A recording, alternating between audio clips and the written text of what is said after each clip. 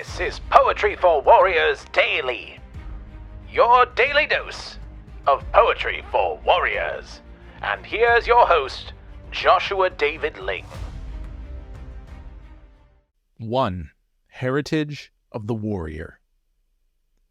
Once in Jamaica, many moons ago, a boy named Simeon was born to his parents, the Silversmiths, Tallulah and Joe.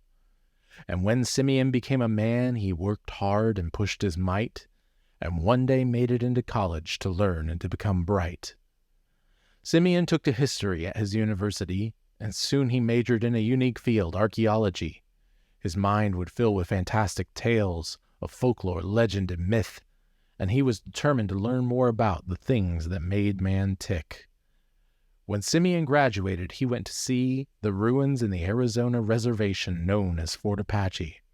When he arrived in Arizona, he met the family that he'd be staying with for quite a while, and they took him into their flat. The family was very kind to him, though he'd come so very far, and the patriarch of this Apache family was a man named Itsachu Star. Itsachu had a wife and 2 children. One was already a man. Itsachu prized his family like gold, like diamonds he valued his clan. His wife was named Salali, and she was Cherokee. Her son was strong and very brave, and his name was Nahari.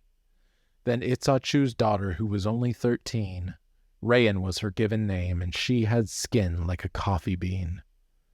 For 2 months, Simeon stayed in their home, and Rayen cared for him well.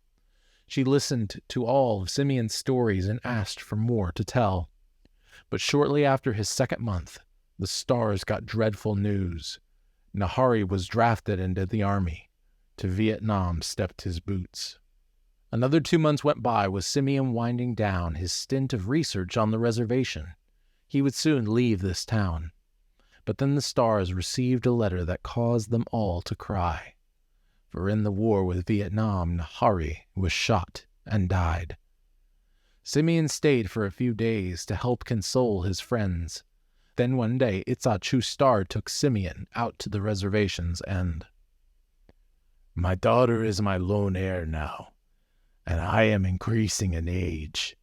She is very fond of you, Simeon, and it would not be a disgrace if you were simply to marry her. I would give you a place to stay.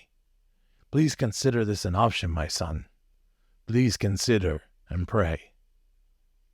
It only took a single night for Simeon to decide. He married Rayen the next day. Itsachu was full of pride.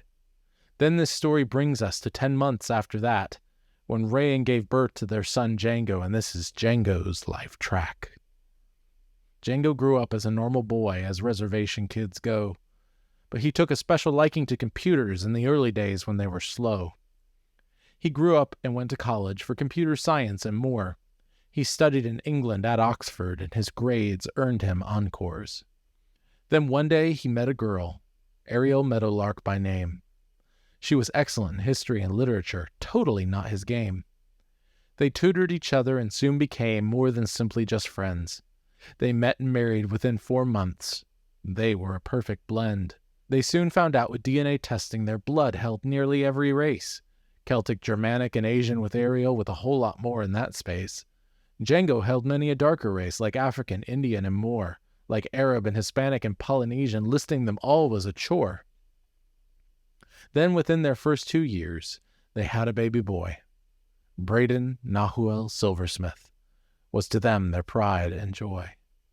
When Braden was only 3 years old, Jengo and Ariel were asked to go on a missions trip with their church, and so they took Braden back to his grandparents in Fort Apache to watch him while they went. But little did 3-year-old Braden know his time with his parents was spent. Over the Bermuda Triangle, his parents' plane disappeared. Braden was left to be raised by his grandparents, but in wisdom he was reared. Simeon taught Braden to love folklore. He told him many tales of knights and Vikings and samurai, of monsters and dragon scales. But once again, when Braden was 11, a plane met with disaster as it crashed into the World Trade Center and made him grow up faster. But while all the world was crashing down around the USA, Braden and his grandmother were in Fort Apache watching Simeon decay. Cancer was taking him faster than they knew, and before they reached the 12th, Simeon died in a hospital bed with no way left to help. Rayen comforted Braden a while, but then they had to move on. She got a job teaching in L.A., so to California they were drawn.